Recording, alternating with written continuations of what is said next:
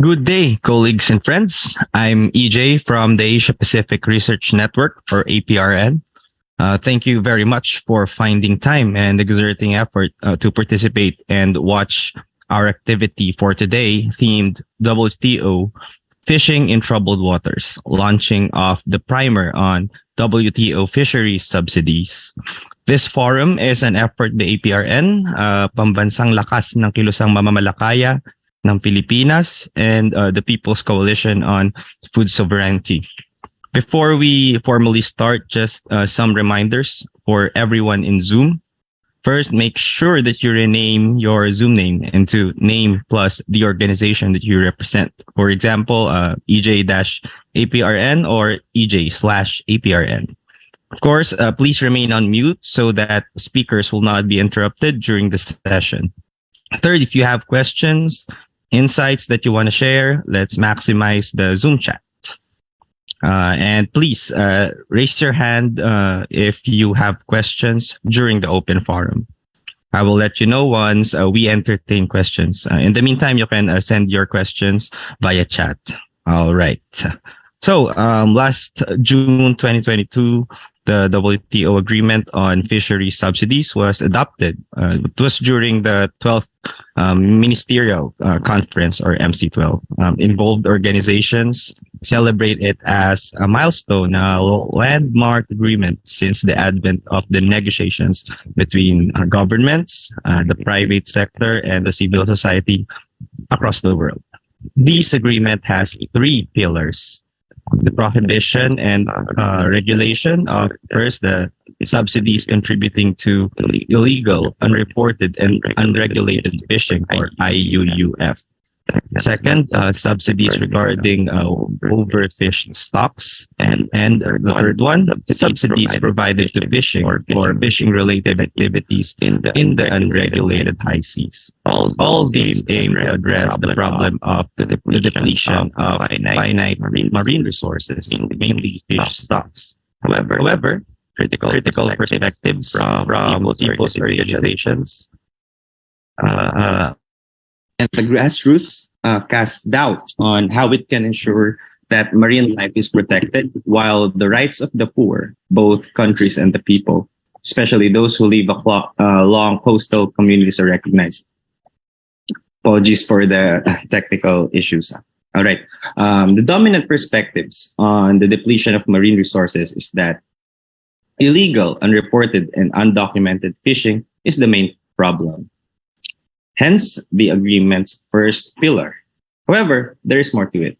We have to see the bigger picture and identify what is really detrimental to marine life and ecosystems without sacrificing food security and livelihoods.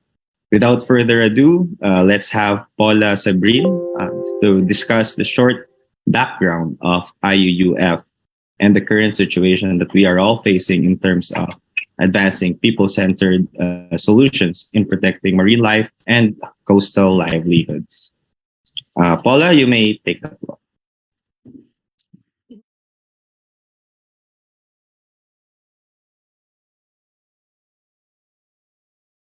Pacific Research Network, APRN, Pamalakaya, People's Coalition on Food Sovereignty, launches the primer on WTO fishery subsidies. We have crafted this primer together with various civil society organizations and people's organizations across the globe to learn more about the situation of the global fishing industry.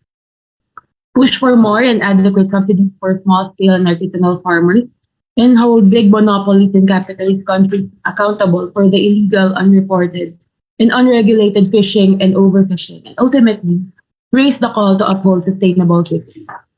The global fishing industry has grown exponentially in the past decade, but it is dominated by transnational corporations, multilateral institutions, and trade blocs such as the WTO, hell-bent on imposing trade-related measures that are biased against small-scale, artisanal fishers while sparing big fishing monopolies, which are the primary culprits of illegal, unreported, and unregulated fishing and overfishing.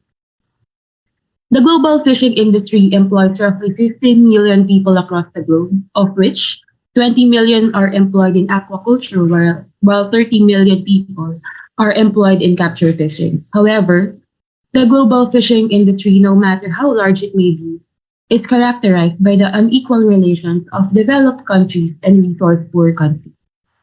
For the longest time, the World Trade Organization has become an instrument for imperialist countries to forward their interest in the fishing sector. It enabled the elimination of market barriers in relation to global fish trade and allowed the unprecedented expansion of these countries that led to the depletion of various fish species and exacerbated overfishing. Instead of addressing the worsening state of the seas and the fishing sector by establishing a legal framework and trade rules towards countries who are part of the WTO, they are inflicting disciplinary and punitive measures on small-scale artisanal farmers, measures that spare these countries and big fishing monopolies liable for IUUF and overfishing. Since time immemorial, this had caused the destruction of the marine environment and is accountable for the worsening crisis in fishing. We cannot expect a trade and investment founded on the principles of sovereignty, people's rights, mutual cooperation, and benefits for as long as WTO and other trade blocs continue to exist. Rather than totally eliminating these subsidies should be redirected towards the development of small-scale and artisanal fishing and the modernization of their practices and tools. These subsidies should benefit the fisherfolk and not the wealthy fishing industries in the global north and the big fishing monopolies.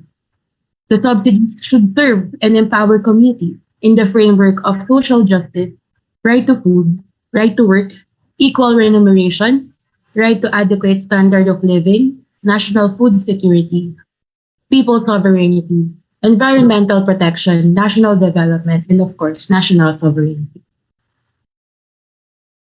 Thank you very much, Paula. That's a good one to start the conversation.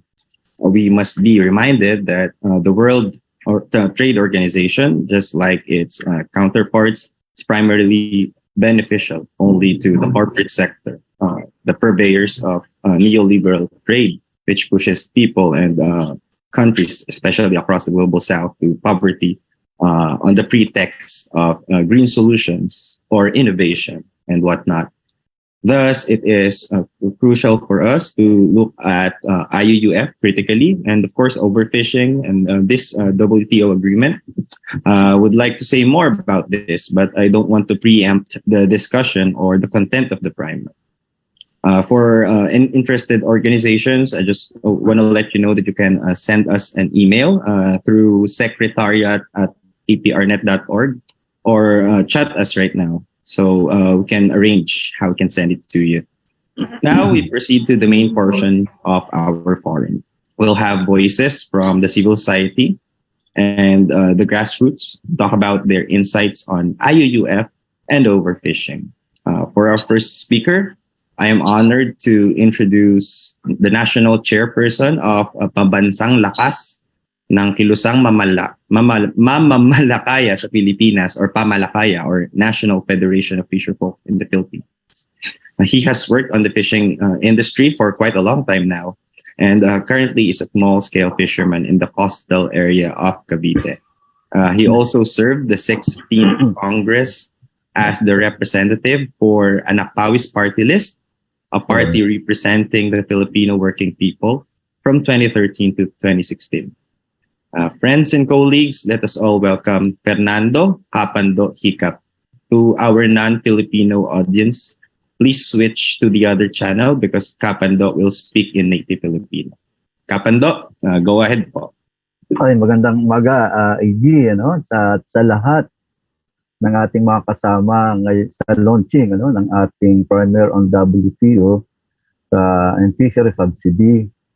Magandang umaga po sa inyong lahat. In particular, sa topic ko, yung kaugnay sa critic natin ng IUUF at saka doon sa overfishing. Sa Pilipinas po, naramdaman na nagsimula yung overfishing mula 1960s nang ideklara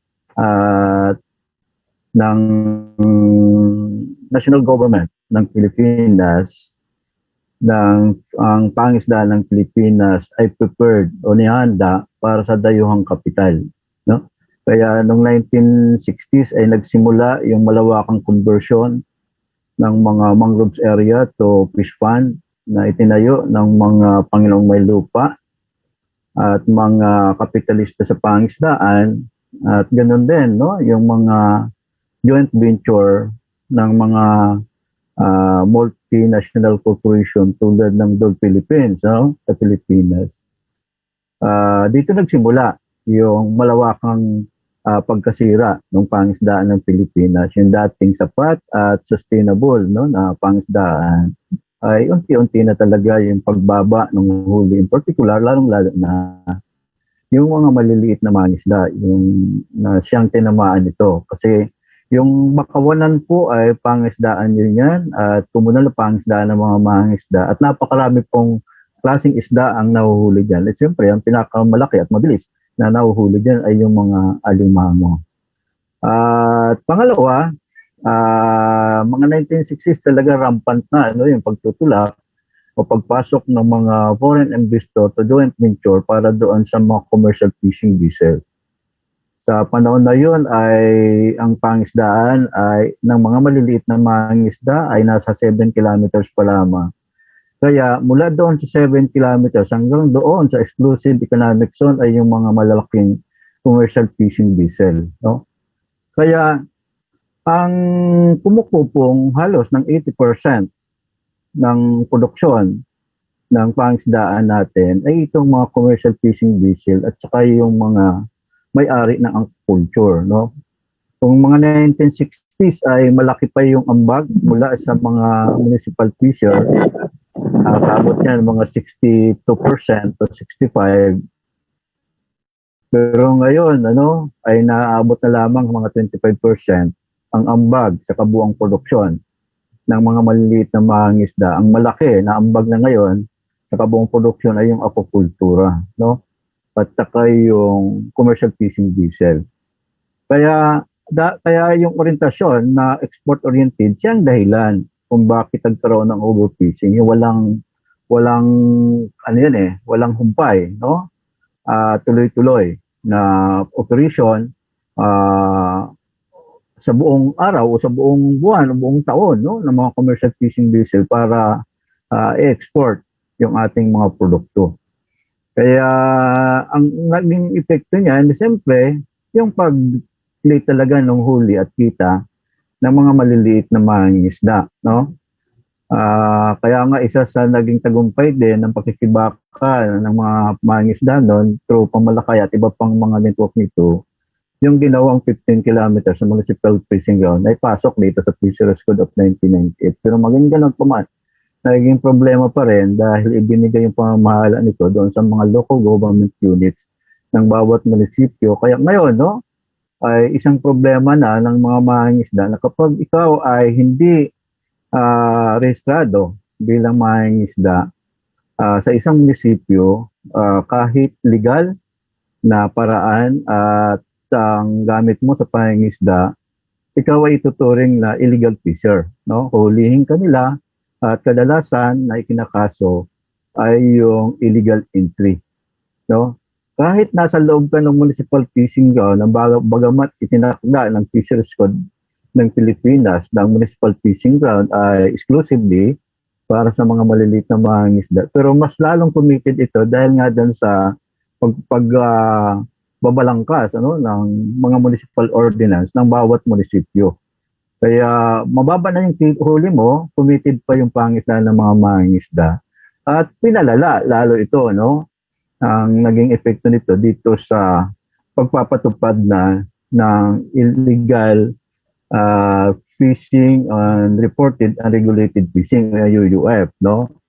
Actually sa Pilipinas, nagsimula na may sa batas, may patupad yan na panukalang batas na yan. Actually, ang nag-post, no, ng IUUF sa Pilipinas ay European Union. Kasi sabi ng European Union, hindi sila bibili ng mga imported na isda galing sa Pilipinas, kundi address ng gobyerno ng Pilipinas yung illegal fishing, unreported and unregulated fishing.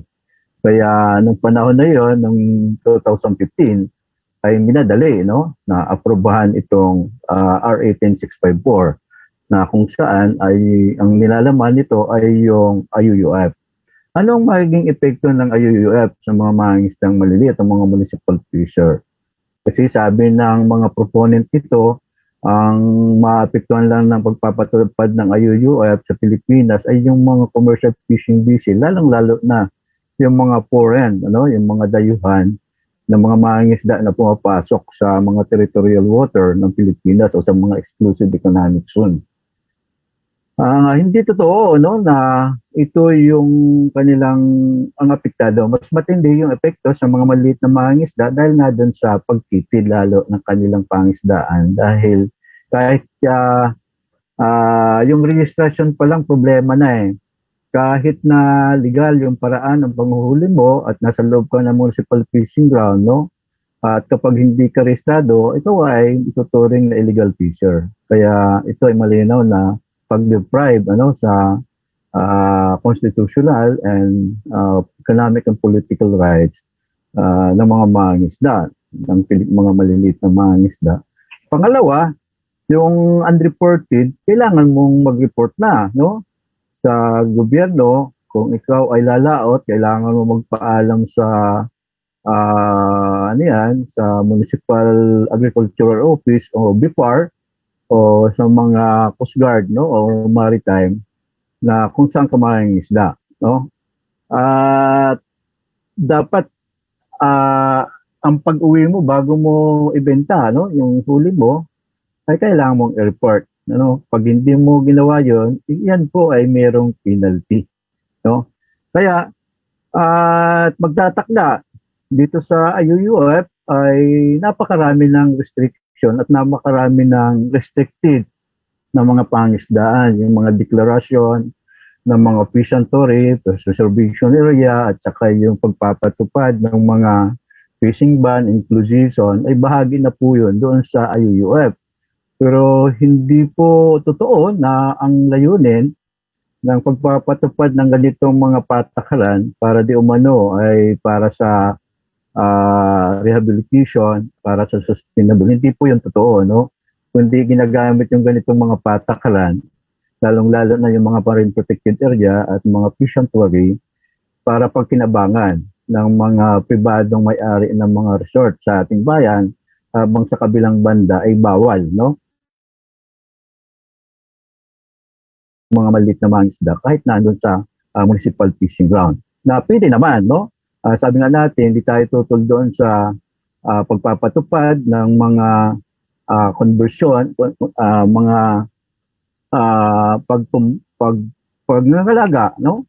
Para maging sustainable yung ating pangisdaan. So dapat ito ay tama at totoo na lumulutas doon sa problema na natin, ng patuloy na pagiging overfishing at pag-decline, no, ng huli ng mga maliliit na mangingisda. Yun ang problema at ginagamit, ano, yung ganitong mga patakaran pa dahil nga doon sa mga neoliberal na patakaran, lalong-lalo na yung pagpapatupad ng import liberalization.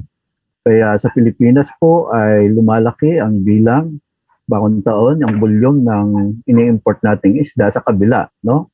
Ng napakarami nating isda at napakalawak ng ating pangisdaan, pero lumalaki ang bilang. Noong 2017, sabi nila 17,000 metric tonelada yung shortage natin. Tapos nung sumunod na taon ay 40,000 at sumunod na taon naman ay 60,000 at ito, no? Nitong taon 2022, sabi nila sa last quarter sa pagpapatupad ng fishing ban include season, mga shortage ng 60,000 metric tonelada. Pero pagpasok ng 2022, ng first quarter ay kailangan daw din natin ulit mag-import, no, ng 6,000 metric tonelada.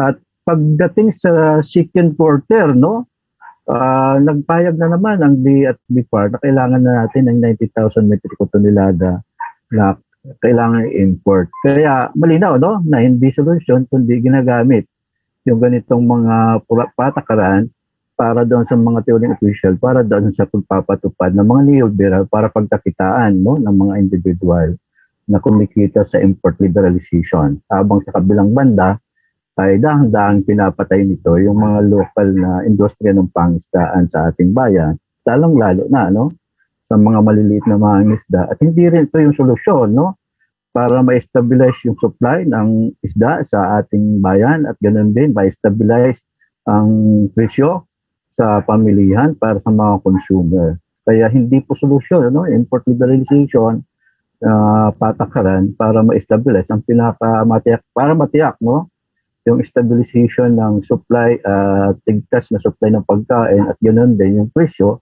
ay dapat onlarin natin yung sarili nating produce. At kung meron tayong sapat at nagsasarili na ekonomiya, at doon tayo magtitiyak na meron tayong food sufficiency and food security sa ating bayan. At lalong bigo, itong IUUF, maging yung United Nations na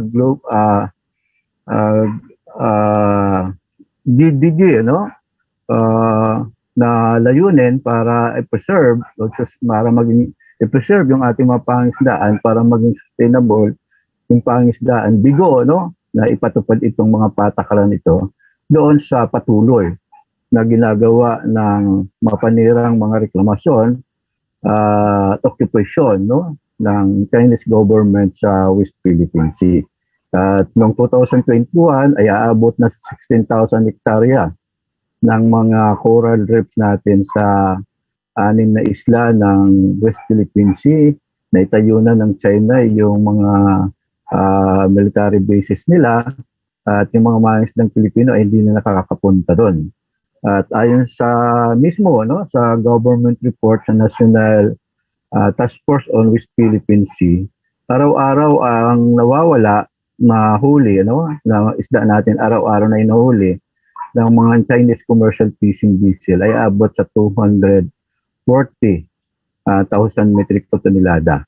Dahil nga doon sa 240 na mga Chinese commercial fishing vessel, araw-araw ang estimate nilang pumapasok sa ating pangisdaan. At yung 16,000 na hektarya na tinabunan, nireclaim ng China, tinayo ng basing militar, kaya sa mga scientista ay aabot sa mahigit sa 1 trilyon o 1.92 trillion pesos taon-taon yung nawawala sa atin.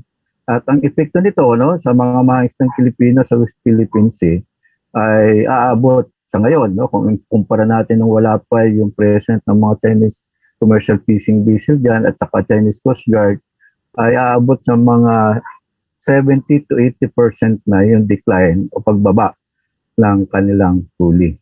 Kaya yun po, yung ating pagtingin at paninindigan na hindi po solusyon, yung pagpapatupad ng IUUF na itinutulak ng WTO at ng United Nations doon sa overfishing.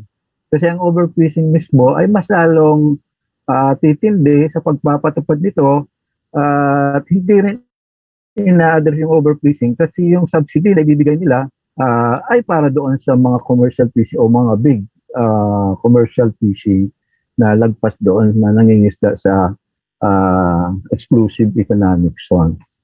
Kaya malinaw ang ating paninindigan dito ng pamalakaya na ito ay hindi solusyon kundi yung pagpapatuloy ng hindi pantay na kalakalan o kasunduan na pinapatupad ng mga mayayamang bansa sa ilalim ng World Trade Organization. At ganoon din bigo, hindi talaga nasosolusyonan ang problema natin ng pagkasira ng pangisdaan saka yung overfishing at yung IUUF dito sa mga patakaran. Kaya hindi po itong solusyon. Ang higit na kailangang solusyon talaga dito yung pagkakaisa ng mga mayan Pilipino, mga mayan ng buong daigdig, lalong-lalo na yung mga small scale at artisanal fisher folk na igiit yung ating karapatan na pangunahin dapat ay irespeto yung ating mga democratic right at saka yung pagrespeto sa ating mga territorial water. Yan lang po muna. Muli, magandang umaga sa ating lahat.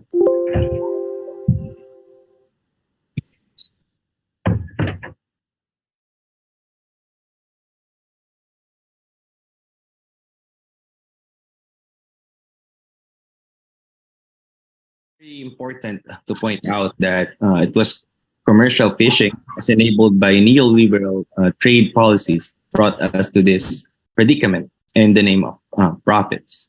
And ironically, it is the small-scale fisher folk that suffer the brunt of these punitive measures. Thus, to blame overfishing only on IUUF is to blame the small-scale fisher folk. And this has to change. This has to be challenged by the grassroots, especially those organizations who are working in coastal areas, working for the rights of small-scale artisanal fisher folk. Okay, before we proceed, I would like to remind everyone to remain on mute and ensure that your Zoom names indicate the organization you belong to. Again, send us an email through secretariat@aprnet.org if you want copies of the Fisheries Primer. Now, we'll have representatives from different CSOs to share their thoughts relating to the WTO agreement, the fisheries, its implications, and whatnot. For the first one, let's have Adam Wolfenden from Pacific Network on Globalization, or PANG. PANG is a network in the Pacific region that defends and promotes Pacific people's right to economic self-determination. They also conduct researches and release analysis to challenge neoliberal development agenda in the region. And just to share with everyone, PANG participated in the MC12 sessions, and they witnessed how this agreement came to be. So, Adam, go ahead. You may take the floor.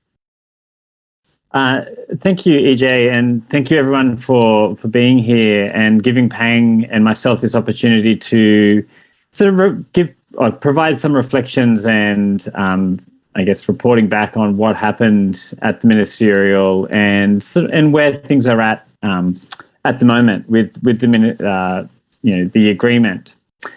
So the ministerial itself, it was a long delayed ministerial. It finally happened in June, and there was a lot of pressure from the WTO Secretariat to have a number of outcomes from the ministerial. The Director General was very forthright in trying to get an outcome, and on fisheries, they did secure what they're calling an interim agreement, effectively. So it's the agreement on fisheries subsidies.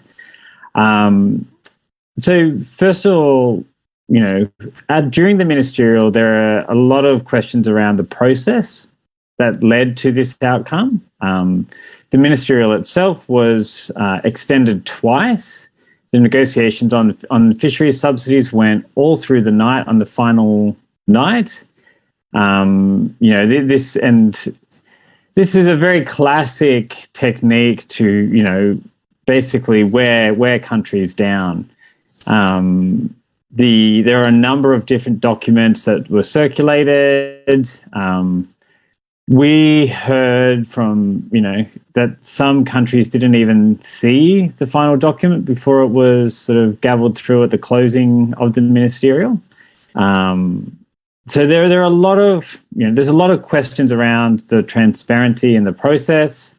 Thailand was one country that, whilst they're just kind of saying they're happy with the outcome, they were saying that for them, their experience of it was that they wanted the process to be a lot better, because they couldn't be in all the meetings, they couldn't be in all the little rooms where decisions were being made. So the WTO has a history of bad process to get an outcome. And we saw that again with the fisheries subsidies negotiations. So speaking of that outcome, it's being framed as an interim agreement. It's a very scaled back outcome from what they initially were wanting. But there's still a lot of problems with the text and what they have agreed to and sort of where it can go. So we have chapters on IUU fishing. We have text on overfish stocks. And then there's text on overcapacity, subsidies that contribute to overcapacity and overfishing. So the first two, there are issues with these outcomes. There's a lot of uncertainty around how they will be implemented and operationalized. The chapter on, or the article on overfishing or IUU fishing, it's hard to understand how some of it will actually work for small scale fishers in particular. A lot of their fishing might be unreported. How does that factor in to what the prohibitions are going to be? There are capacity issues for countries. Do they have the appropriate legislation, the appropriate regulations in place, the capacity to be able to monitor fish, where the fishing is taking place, all these sorts of things. It's not very clear in the text. And, as we see within the WTO, often it's the small scale people who bear the brunt of these, very broad prohibitions. On overfish stocks, it's essentially says you can't provide a subsidy to fish an overfish stock. And then it says, unless the subsidy is to try and help the stock. And that sort of caveat invites this question of the WTO to make decisions on whether or not the measures that a country is putting in place are helping the stock. So this brings up the issue of fisheries management into the WTO.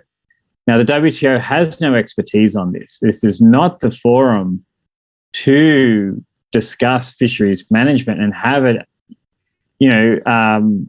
challenged in a very enforceable manner. So there's worries around what that might actually mean for fisheries management in the future. The subsidies for overcapacity and overfishing, what the agreement looks at is, you can't subsidize fishing in essentially waters that are outside of either a nation's jurisdiction or the remit of a regional fisheries management organization. So in some ways it's saying it's the high seas. You can't subsidize fishing on the high seas. But following that formula, there aren't that many pockets of of ocean that aren't under someone's sort of remit or jurisdiction. So it's a very limited outcome in that sense. And these are the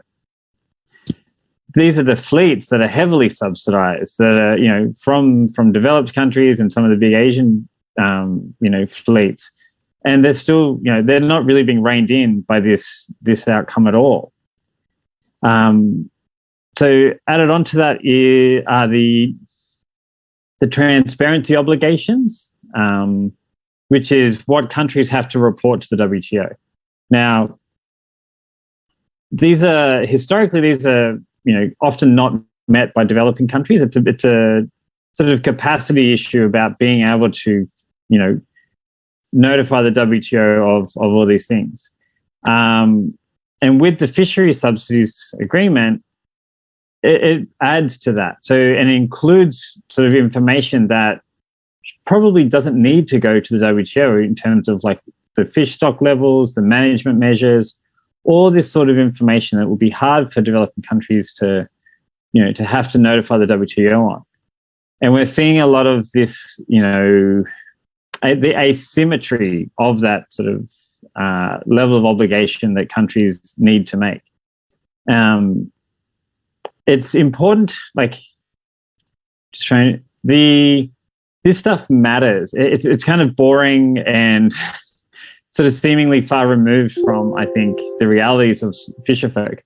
But it's important to understand because the previous documents, the previous texts that were going around by the chair of the negotiations, who subsequently now is shifting into a role in the WTO Secretariat, the previous documents were saying that unless you met your notifications, you weren't then able to access any of the flexibilities.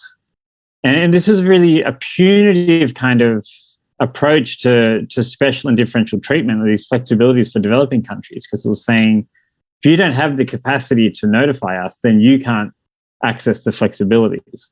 So it's a highly problematic. There's a lot of history and context, I think, which makes what they was agreed upon and kind of locked in a big issue. I'm conscious of time, so I'll just move through a bit quicker. There's some money being promised by some members to help with implementing. It's very minimal, but it is being used as the sort of the carrot to get countries to ratify this text. And in saying that, there is no real flexibilities for developing countries in this agreement. They're pushing to have a comprehensive, so expand the agreements at the next ministerial, which is either late next year or early 2024. And it's that sort of second kind of round of negotiations that I think will be something that we need to keep focusing on. And so to try and wrap things up within a minute, the next push is on ratification. So this will shift our struggles to a national level to try and get countries to put off ratifying this document. There's a lot of legal inconsistencies in the document, so countries need to be very vigilant about what they're agreeing to and getting it, making sure it's legally coherent. And the comprehensive negotiations, they're trying to start them up soon. The WTO had a retreat the other week to try and brainstorm ideas.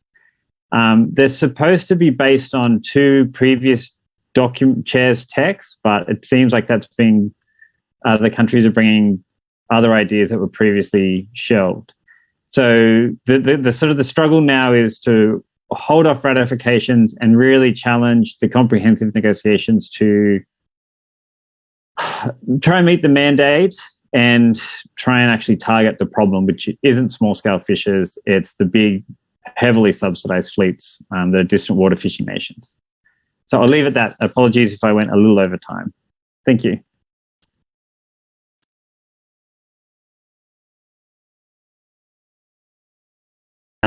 Looks like we all share the same disappointment to this long overdue conference, or even spite against the WTO.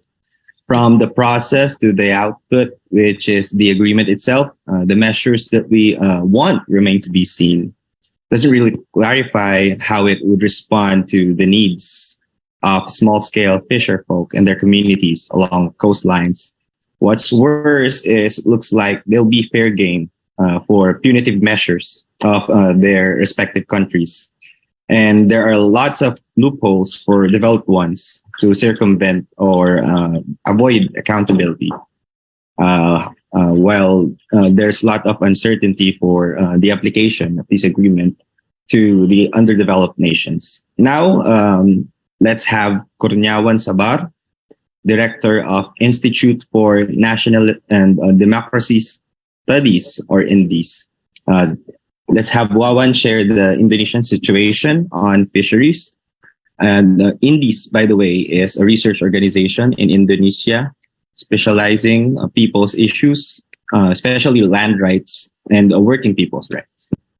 Okay, fire away, Wawan. Let's go. Okay. Thank you, EJ, for the opportunity and the chance for me. We thank you for the opportunity to present criticism of the WTO agreement on fishery subsidies. Previous presentations, we think that already explained how rotten and evil this policy is in the global context. On this occasion, I will deliver the conditions of fisheries and fisher folks in Indonesia with the implementations of the WTO agreement recently that we called the Agreement on Fisheries Subsidies. First of all, we strongly stated that long before the AFS issued by the WTO itself had been established as an imperialist instrument working to regulate world trade, which maintained a monopoly on land and expropriation of surplus product from the peasant. The implementations of the WTO AFS is aimed at monopolizing the fish industry and trade, seizing the territorial marine and its resources in various countries such as Indonesia. Under the pretext of eliminating illegal, unreported, and unregulated fishing, or IUUF, AFS or agreement on fishery subsidies will ensure the control of productive forces, mainly the fisher folks, to serve the interests of the global fish industry and trade under the control of imperialist corporations. Geographically, Indonesia is flanked by two major continents, namely Asia and Australia, and the two oceans, namely the Indian and Pacific Oceans. Inter-island links from Sabang to Papua and from Miangas to Rote has formed the second longest coastline in the world at 54 kilometers, 54,000 kilometers. From this characteristic, it shows that Indonesia is a big maritime country which has a sea area of 3.2 million kilometers square, which can reach 7.9 million square kilometer if the area of sea is added to the exclusive economic zone in Indonesia. Based on the research that 25% of the fish in the world are living in Indonesia, even though Indonesia is only 1.3% of the earth of the total earth area. Indonesia is recorded to have the potential for catching fish of 12.1 million tons per year. Since 2018, Indonesia has become the country with the largest fishing fleet in the world, with the 719,000 fleets, followed by China, Japan, Mexico, and South Korea, respectively.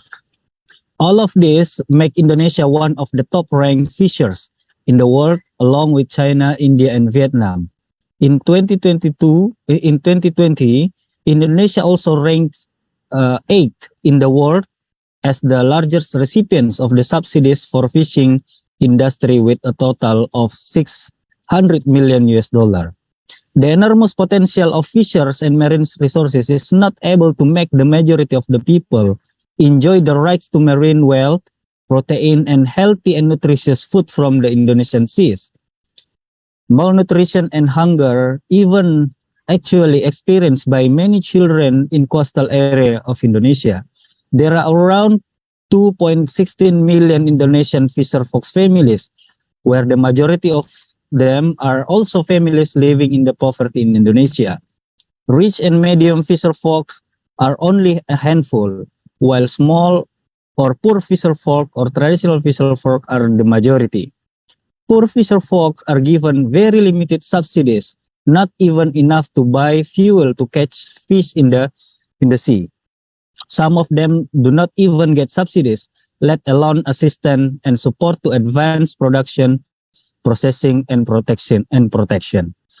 In the midst of limited and non-subsidies, small and traditional fisher folks in various regions have long struggled alone against fish plunders at sea by rich fishing boats, large fishing industry vessels, both domestic and foreign vessels. They are also fighting against various development projects that seized and destroyed their catchment areas at the seas, such as the giant reclamation project in Jakarta, Makassar, Bulukumba, and in various cities in Indonesia. They are also against giant sea sand mining companies in Sulawesi, against palm oil plantation companies in small islands, the construction of the Batam PLTU in Central Java, and various projects that damage the sea and coastal area. During the pandemic, they also struggle on their own to survive and work without the government assistance, especially at this time, in times of tidal waves and extreme weather due to climate change. Millions of fisher folks cannot go to sea and earn income.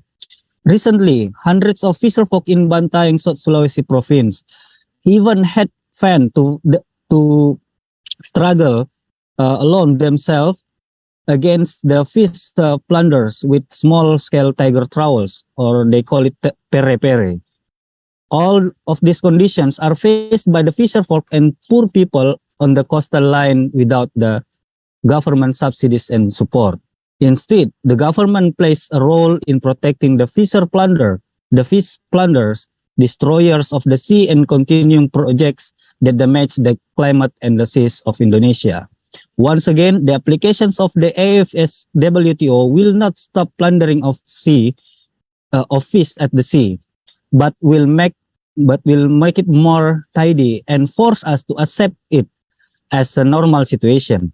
Various data and studies have shown us that IUUF or plundering of fish in Indonesian seas is a big problem that has been going for a long time and has not been able to overcome by Indonesian government until today.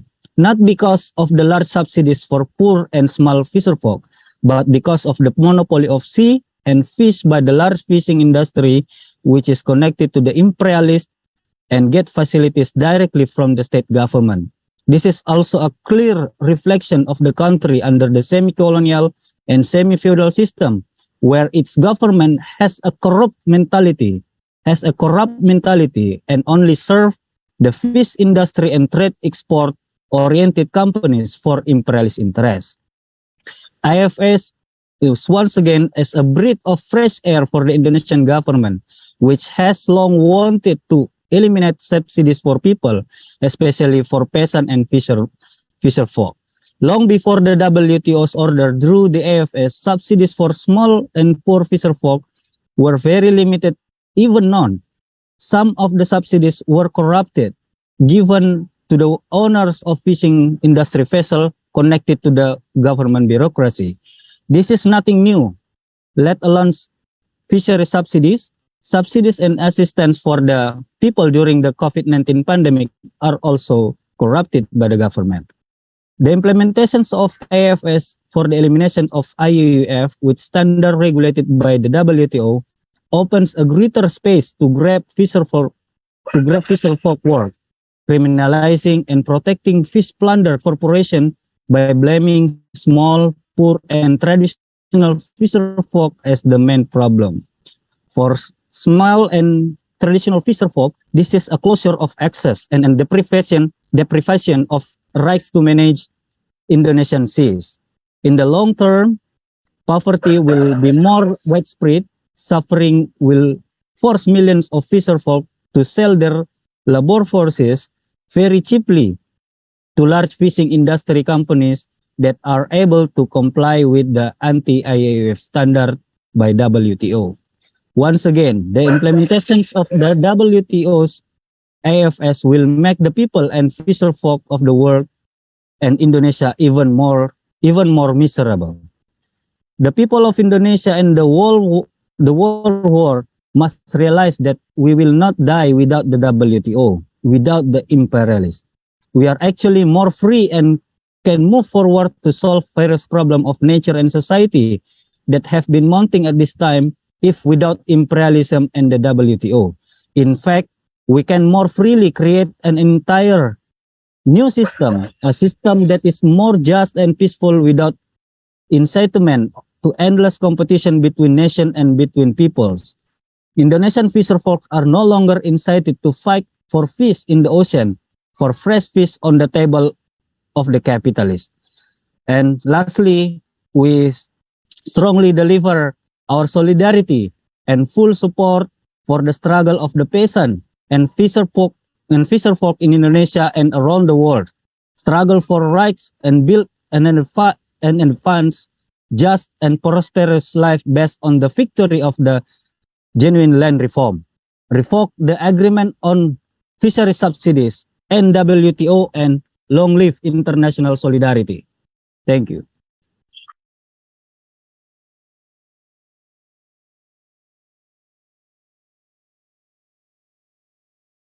In the sub-region, yet malnutrition and hunger is widespread. Massive industrial fishing subsidies, yet Indonesia places 77th out of 121 countries in the 2022 Global Hunger Index. This is what happens when natural resources of underdeveloped countries being strained in the name of profits. Thank you very much for that, Wawan. Okay, now, again, we thank Kapando and Pamalakaya for sharing their comprehensive analysis on IUUF and overfishing, as well as Wawan's insights on the Indonesian situation of fishing, and of course, Adam's sharp analysis on the MC12 process for the WTO agreement on fishing subsidies. Now, we open the floor for questions, and anyone who wants to ask anything relating to the fishery subsidies and the agreement, you can simply use the raise hand function, and we will also check our online platforms. There are any questions, please raise your hand. Anyone?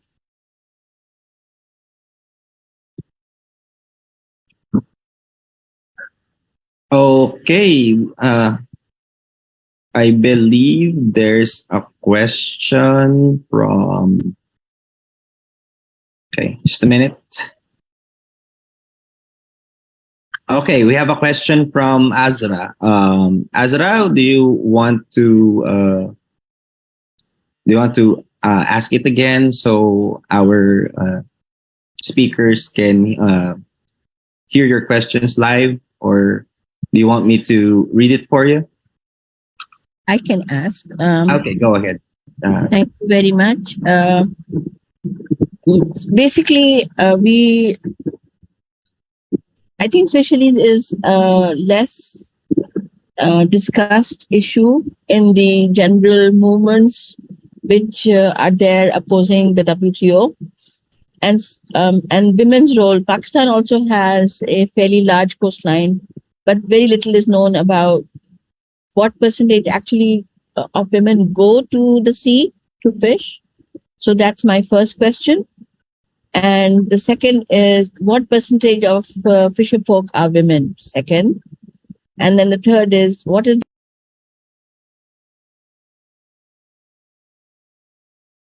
Thank you. Thank you so much, Azra.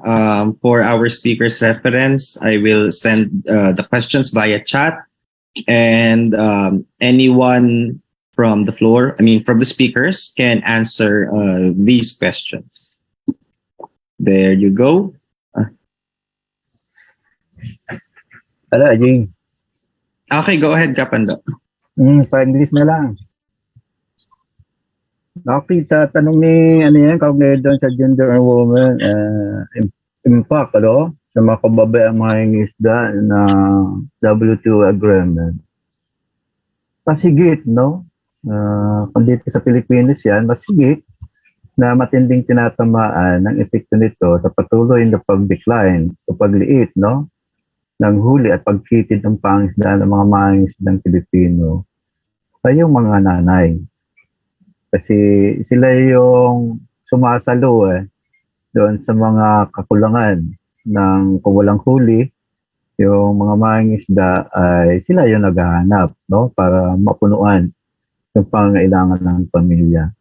At ang kababaihang mangingisda, kaasawa, no, ng mga mangingisdang Pilipino ay katuwang din ng mga mangingisda doon sa troubleshoot sa paghahanda para sa paglaot.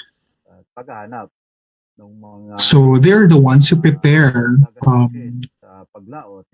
before and even after catching fish. They have the burden. They have a big burden, especially when they think about budgeting when it comes with the price of petrol, of gasoline used.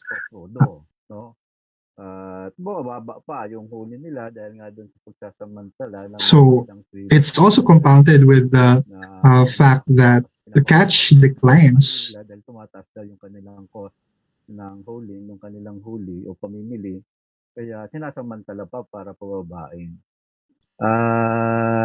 Ang wala pang particular organization. May isa kami na organization na so there's organization, mostly are women in Cavite, but in other provinces and regions, women are integrated. Women fisher folk are integrated in different chapters of Pamalakaya. Impact siyempre yun, mas matindi doon, sila yung pumapasan. Kaya The impact, of course, is that they take the burden of habang tumitindi this decline. buhay ng pangingisdaan ng mga mangingisdang Pilipino, mas matindi yung nararamdaman ng mga nanay They experience the brunt of the burden. sa mga babae. Thank you, Iggy.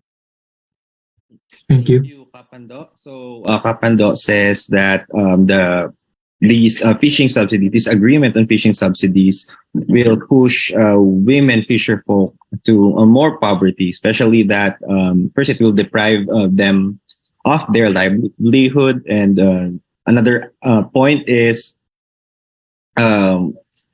women fisher folk, or usually mothers, will have to find ways to make both ends meet, and that might force them to other you call it other ways to find a living. But basically it will be twice as hard for fishermen as for at least for the women fisher folk. They'll have it twice as hard. Yep.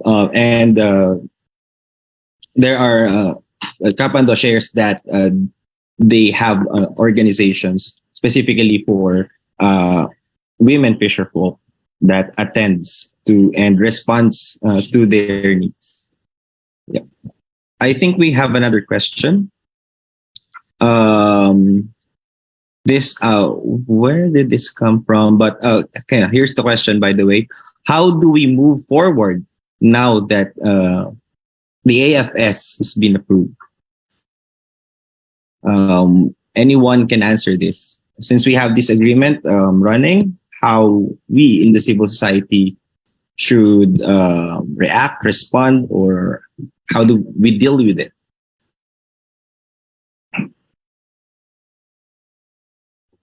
Any of the speakers can answer. Adam, looks like you're okay, go ahead. Yeah, sure. I guess this is what I started to allude to at the end of my sort of previous comments, is that there's two, like, process-wise, there's two things happening. There's the national ratifications. So once 2/3 of the WTO members ratify, then it comes into force. So like for Pang and some other groups, we were sort of arguing that developing countries especially shouldn't ratify this agreement. They shouldn't be the ones who lead the way in bringing this into force. So I think there's a national level process that groups need to engage with, around the world. And then, so there's that ratification process. And then there's the process of expanding the agreement to include subsidies for overfishing and overcapacity.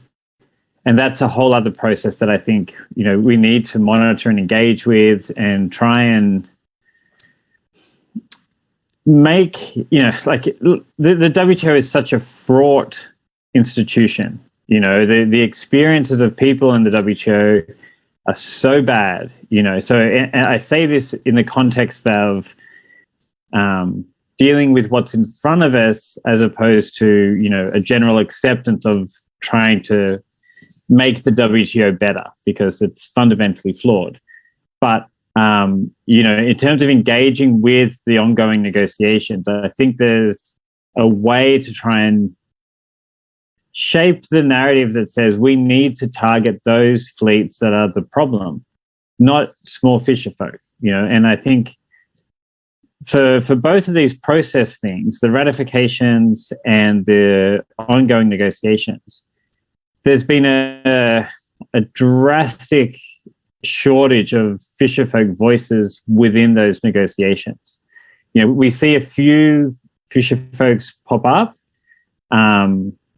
but I think, going from a national level as well to try and, backstop your governments in the WTO, to just making this about people as well as fish. The WTO will spin this as a sustainability agreement when we know that they're not targeting the fleets that are fishing unsustainably.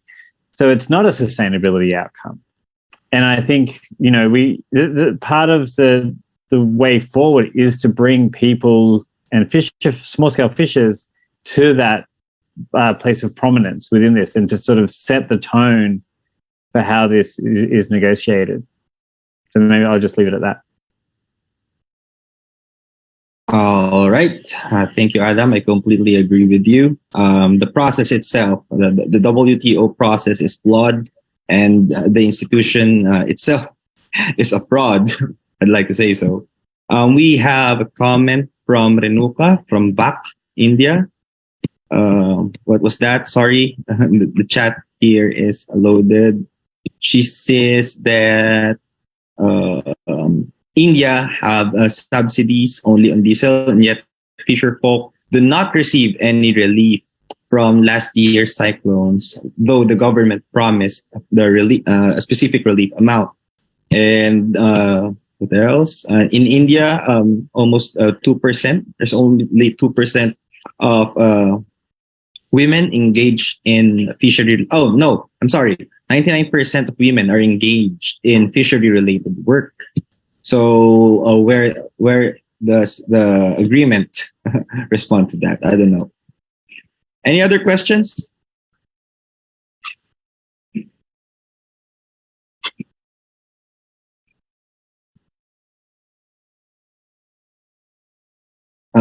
Anyone?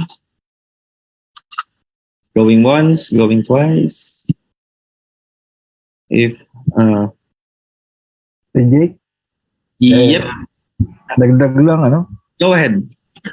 Just an addition Subsidy, sa mga regarding subsidy scale for small scale fisher folk. Talagang pangailangan, no? Malaki ang kailangan. There is a need Maliliit na for support. Fisher folk in the whole world needs subsidy, needs help and support, especially in the continuous increase in the cost of production. sa buong bansa, no? Dahil sa gera sa Ukraine at Russia. And they are affected even by other international global events, even wars. Pa lang ay nagtataas na, no? Yung presyo ng gasolina. In particular, sa Pilipinas ay mga... So in the Philippines, the 80% increase in the cost of production. Maliban doon, syempre, may mga domino effect. Other than that, there's a domino effect with other tools and instruments used for production, including boats. And even nets used for that. The cost is continuously increasing. It can also include daily services and daily goods that are needed. Kaya yung panawagan natin ng totoong subsidy. So we really demand for genuine support and subsidy. This is indeed necessary. It must be addressed. Nabanggit ko na, masigit ang kailangan talaga natin kung sincero, no? Right now, if the WTO is really sincere and the nations is sincere with what they want to achieve regarding sustainability, what they really need to help is, or how they should help is to stop all destructive projects by governments, especially here in the Philippines. The reclamation, we can see the environmental impact of reclamations. So not just the areas where land is being dumped, but where land is being harvested, or where where they are.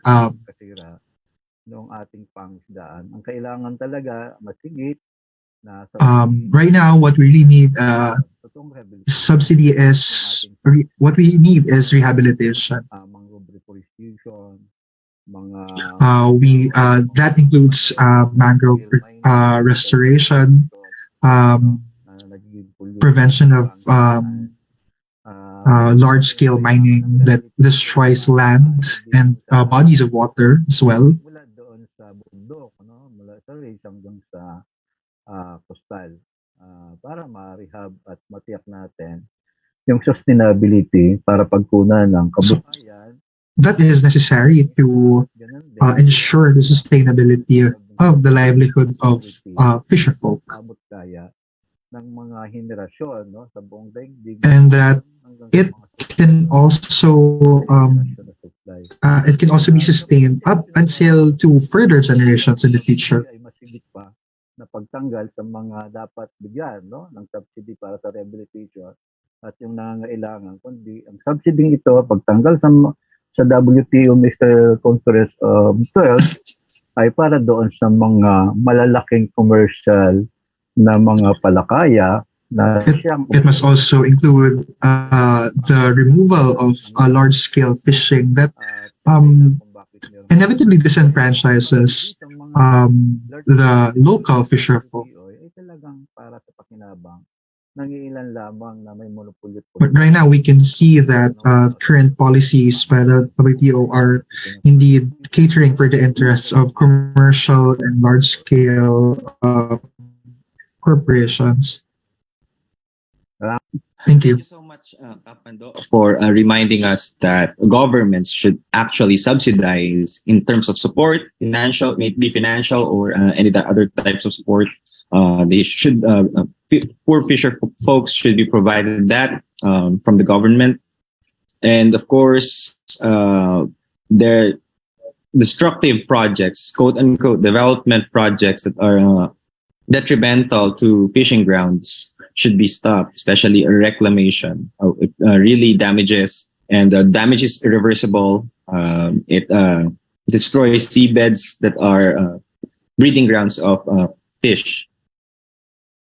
And of course, rehabilitation projects should be done so that we can challenge the depletion of our finite marine resources. In line with these, Renuka from VAC, India, says that coastal communities face the problem of development corporations projects, and there's challenge of how we can raise our voices because the government is not listening to anything. I believe this is more of a question. Since the government is not listening to our demands, the question is, what can we do or what is to be done? How anyone? Can I add? More speakers? Can I add? Oh yeah, go ahead, Wawan. Okay. I want to add some important issues regarding on the AFS, on the elimination of the IUUF. One thing that we need to know that the big demands of the peoples, especially the fisher folk, is the government of the state have to responsible and accountable for the needs of the people, especially for the fisher folk.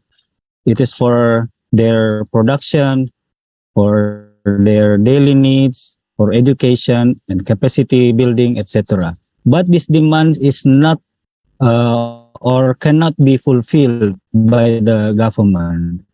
So that's why we said that the demand of the peoples and the fisher folk cannot be fulfilled by the government. Where at the same time now they want to enact it or implement the WTO AFS agreement.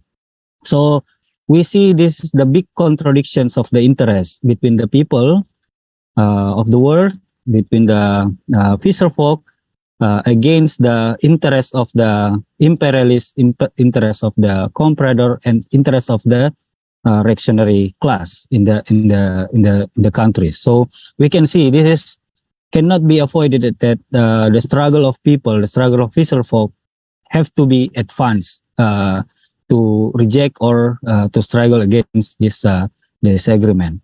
one of another issues that we need to see also by the implementations of this agreement is wash-handed blaming and criminalizing the peoples and small fisher folk in many countries. By implementing this AFS agreement, the imperialist and the reactionary class actually want to wash hand that the big problem or the main problem or of the IUF, because they provide money to subsidize the activity related to IUF. But who is the main actor of this? It can be, we can see directly the fisher folk in the coastal and in the marine who catch the fish by using the traditional tools or very simple tools is not the main problem.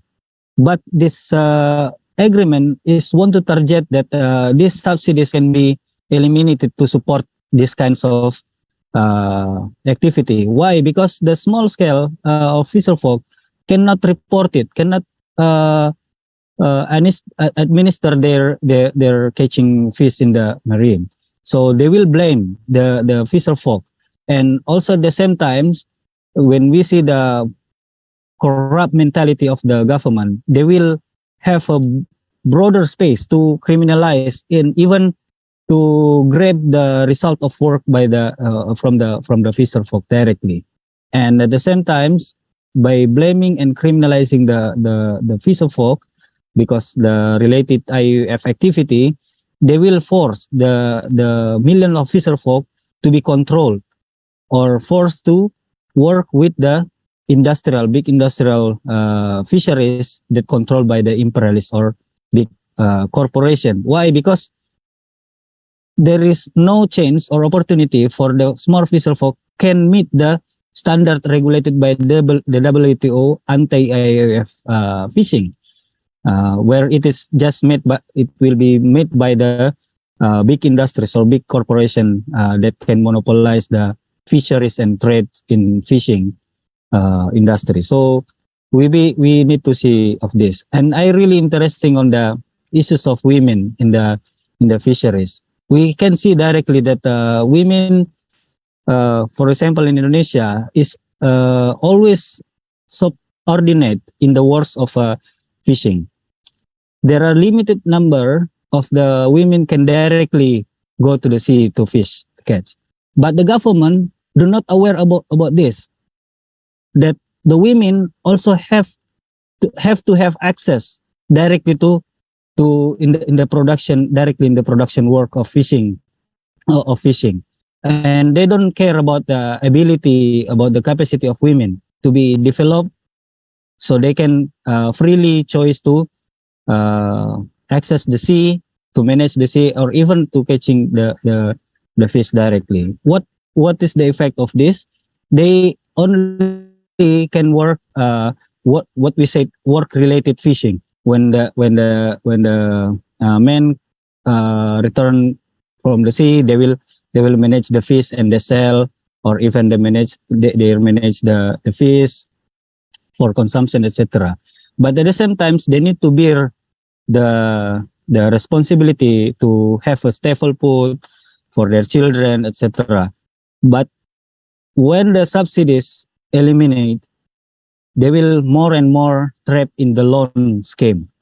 And what is in the reality, we can see, like in Indonesia, the loan of the fisher folk families will mostly bear by the women. Even even they want to even when they want to get the new loan, because they don't have any other resources to get the food, to get the income, the women looking for the loan, and it is more and more trapped the families and women in the debt and usury scheme in the coastal and even in the rural area. And it is strongly related what the phenomenon that we said, the harassment, violence, sexual violence, and also sexual abuse by the women in the coastal area, because they really committed to the loan trap and debt trap in the coastal area, because they don't have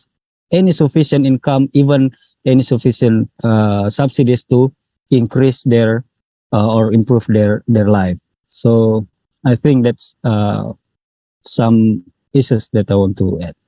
Thank you. Thank you so much, Wawan. Thanks for reminding us that at the core of these inequalities, these agreement, partial mostly for developed countries and commercial fishing fleets, is the contradiction between imperialist countries and the underdeveloped ones. And the fisher folk, the multitude of poor classes versus the ruling classes, or the ruling economic elites in each country. In line with this, I'd like to note Azra's comment that in a South Asian sub-region, many fisherfolk go into each other's countries, each other's fishing grounds, and end up in jail for many years just because for fishing in a foreign area. But that's what happens when we have unequal trade policies. As long as we have these neoliberal trade paradigm, we can only expect the brunt of corporate elites against the poor classes, especially farmers, workers, and fisherfolk. And in line with this, I'd like to thank all the speakers, our participants in Zoom, for making the discussion livelier. Again, you can send us an email at secretariat@aprnet.org if you want a copy of the primer. And now, to conclude today's activity, we'll have the global coordinator of the People Over Profit campaign platform. He is a labor rights advocate and has worked on workers' issues for many years. Colleagues and friends, let's have Noel Colina. Noel, the floor is yours. Hi, good day, good evening to all the viewers. I'd like also to send my greetings to Fernando, Adam, and Corneawan. Thank you for your very lucid interventions.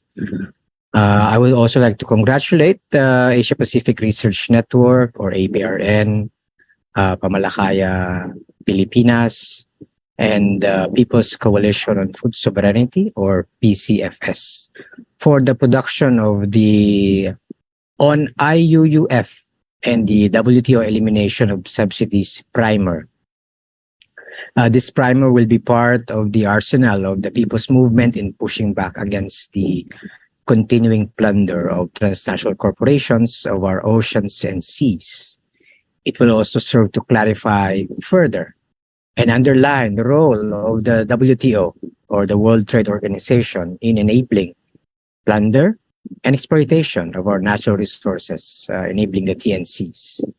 It is noteworthy that the primer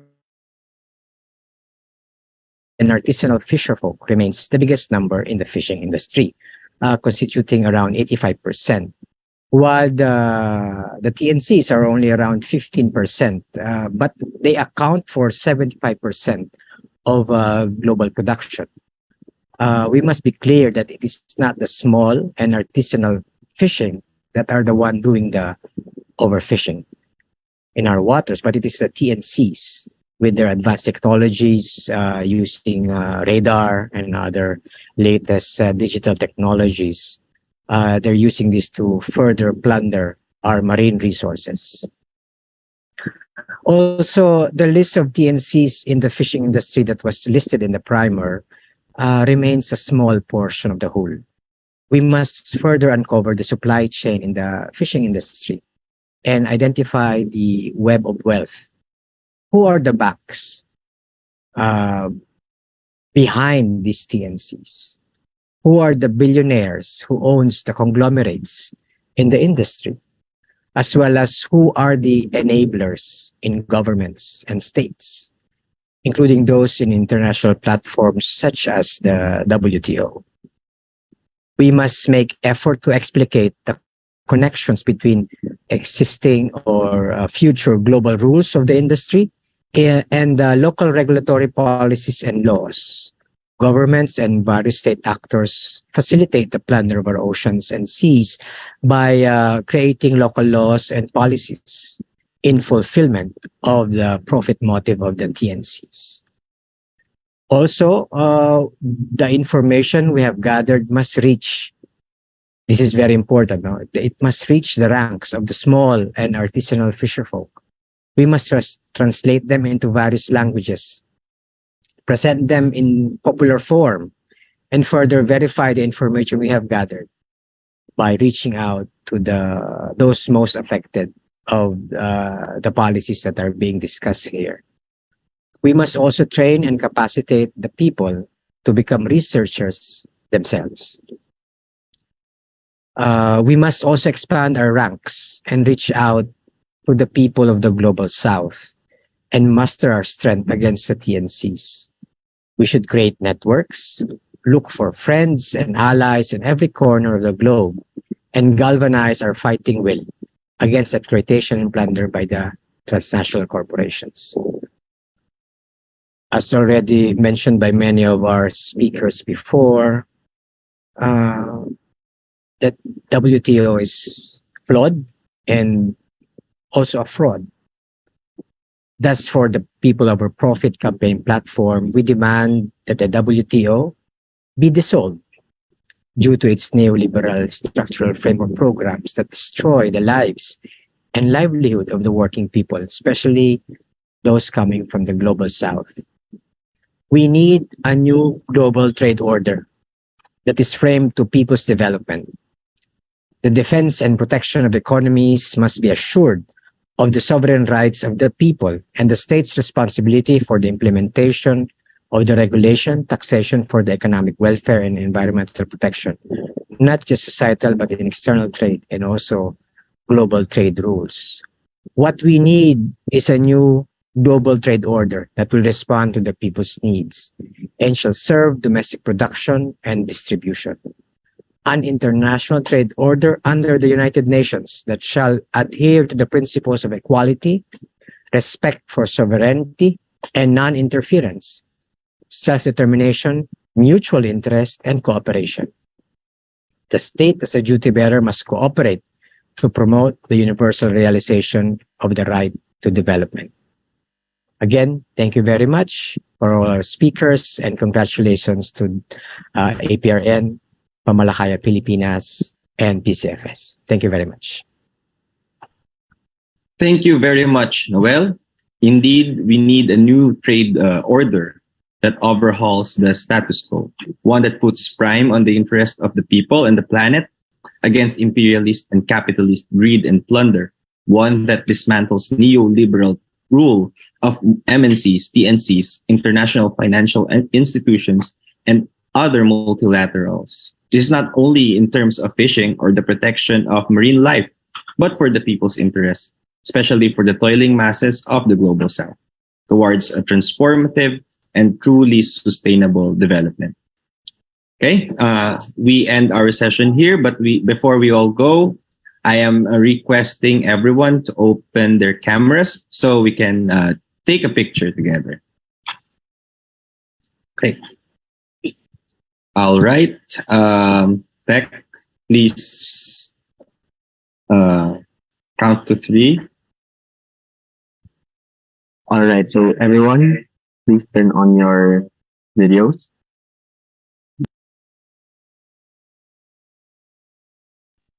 All right. 1, 2, 3. One more.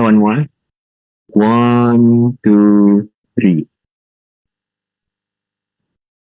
All right. Thank you, everyone. There you go. Thank you very much, everyone. We hope you have a great time listening to our activity today. All right. Again, thank you very much for attending WTO Fishing in Troubled Waters. Just send us a message if you want a copy of the primer. And that's about it. Thank you, everyone. And be safe. Thank you, everyone. Long live international solidarity. Long live Thank you, Family. EJ. Thank you. so much. Wawan, thank you. Thank you.